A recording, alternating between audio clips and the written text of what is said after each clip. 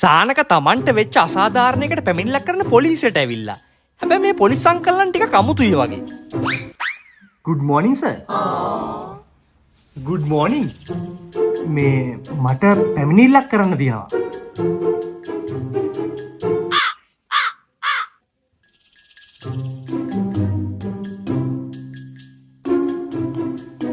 පැමිණිල්ල. මොකක් ගැනද? මට වුණ ලොකු අසාධාරණයක් ගැන. උඹලා ටේප් කරගන්න ඉම්බන් අවුලන්නේ.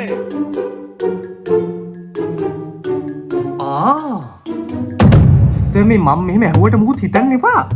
ඔය මේ මොන හරි කියන්න කලින් සර් මොකද උච්චරලා නිකන් හිත ඉන්නේ? නෑ මේ channel එක කරන අයියා කිව්ව මේ තිර පිටපත ටිකක් කෙටි එකක්.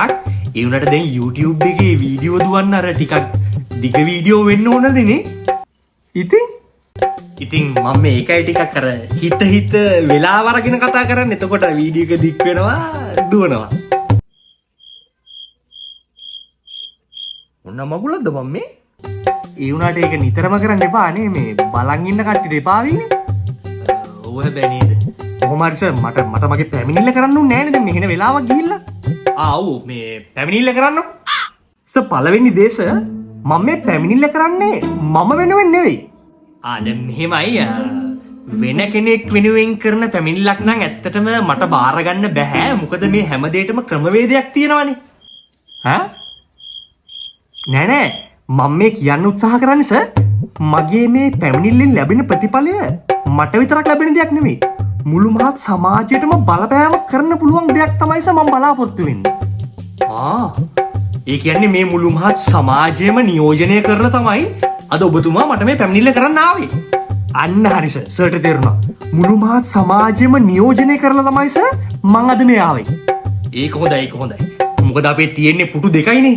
ඉතින් සමාජයක් එක්කන් ආවනම් අපිට සෙට් එකක් හිටගෙන තියන්න වෙනවා. ඒක ටිකක් හරි මදිනේ.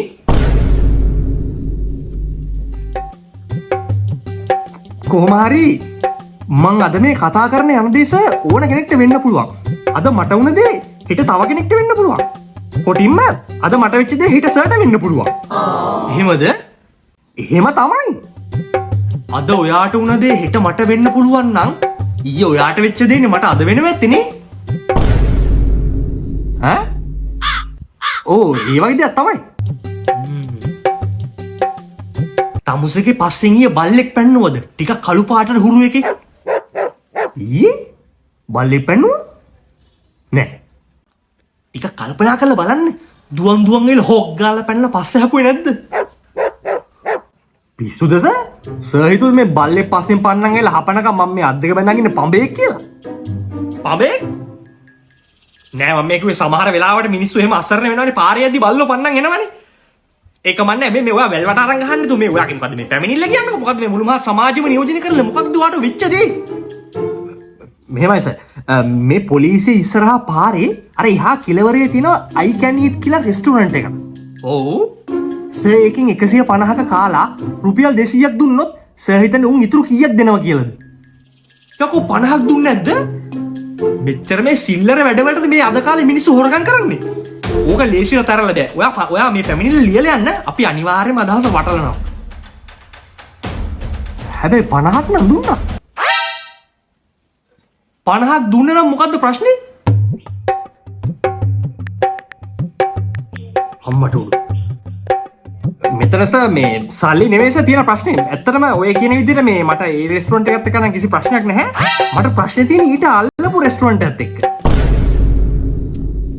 මොකද දැන් ඒකේ ප්‍රශ්නේ? සර් මම පෙරේදා ඔය කඩෙන් ගත්ත බිත්තර පාන් එකක්. හරි. බිත්තර පාන් කිව්වට ඒක ඇතුලේ තිබුණ හීනියට ඉරපු චිකන් කෑලිත්. මං හිතන්නේ මම බිත්තර පාන් ගෙල්ලේ ඔයලා උඹට දීලා තියෙන චිකන් මික්ස් බන් එකක්. සර්ට හිතා ගන්න පුළුවන්ද මම ඔය බන් එක කකා ඉන්නකොට මගේ තල්ලේ යන්නේ මොකද්ද කියලා? මොකද්ද? ගෑරුප්පුවක්. ගෑරුප්පුවක්? ගෑරුප්පුවක්. කන්නගත්ත බිත්තර පාන් එකක් ඇතුලේ ගෑරුප්පුවක් තියෙනවා කියන්නේ නම් ඒක මේ ලොකු ප්‍රශ්නයක් නේ. සර් හිතන්න පොඩි ළමෙක් ඔය බන් එක කන්න ගිහලා ඕක තල්ලේ යනවා නම් එතනමයිනේ. මම කියන්නේ සර් මේක මේ සුළුවට ගන්න පුළුවන් දෙයක් නෙවෙයි. මේක මේ මුළු මහත් සමාජයටම ප්‍රශ්නයක් වෙන්න පුළුවන් දෙයක්. අපි සර් ඔය කඩේට සීල් තියන්න ඕන. ඒක ඇත්ත. අපි ඔය කඩේ අයිතිකාරයා මේ දැම්ම ගෙනලා මේක ගැන ප්‍රශ්න කරමු. නියමයි සර්.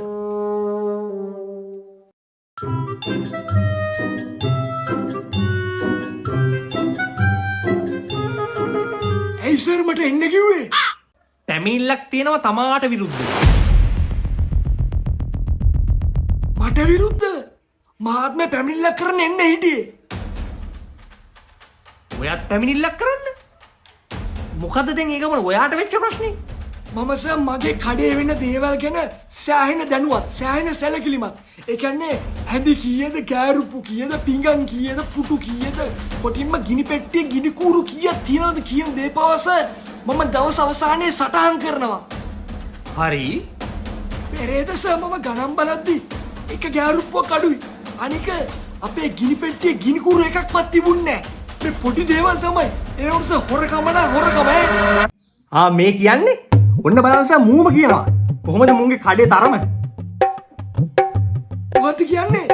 යන්නේ උඹලගේ කඩේ යකෝ පෙරේද මම ගත්ත චිකන් මික්ස් බන් එක ඇතුළේ තිබිලා මට ඒ ගෑරුප්පුව තල්ලේ හැපුණා. මොනවා? ගත්ත බන් එක කීයද? 150යි. මූ මාර බඩුවක් නේද? 150ට බිත්තර පායක කරගෙන ඒක අස්සර ගෑරුප්පුවක් දාගෙන ගිහිල්ලා. මට 750 පාඩුයි. දාගෙන ගියේ නෑ යකෝ බන් එක හදපු එක තමයි ඒක අස්සර ගෑරුප්පුව කොබලා තියෙන්නේ.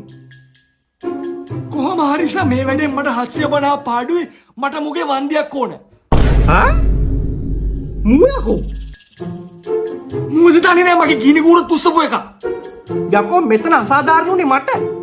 මූ යකෝ මේ උඹලගේ මේ ගෑරුප්පුයි ගිනි කූර උස්සන්න ගිහුවා තවජොත් එක මට සල්ලි නෑ කියලා.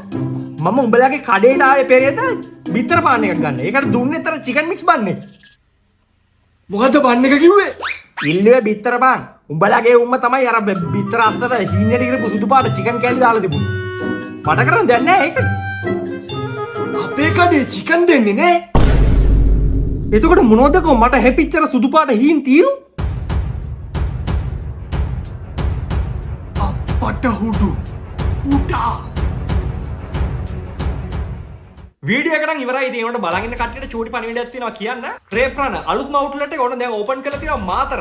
ෆැෂන් බක් කාර් පාක් එක තමයි තියෙන්නේ. ඉතින් එයාලා අලුතින්ම ඉන්ට්‍රොඩියුස් කරන කුනාෆා පිස්තාෂියෝ ක්‍රේප් එකත් ඔයාලට මේකෙන් try කරන්න පුළුවන්. හැබැයි මගේ පර්සනල් ෆේවරිට් එක උනේ නම් තන්දූරි චිකන් ක්‍රේප් එක. මොකද මම සේවරි පැත්තට ගොඩක් ආසයි හින්දා. ස්වීට්ස් වලට කැමති අයට ගොඩක් චොක්ලට් ෆ්ලේවර්ස් මේකේ තියෙනවා. බෙවරේජස් සෑහෙන තියෙනවා.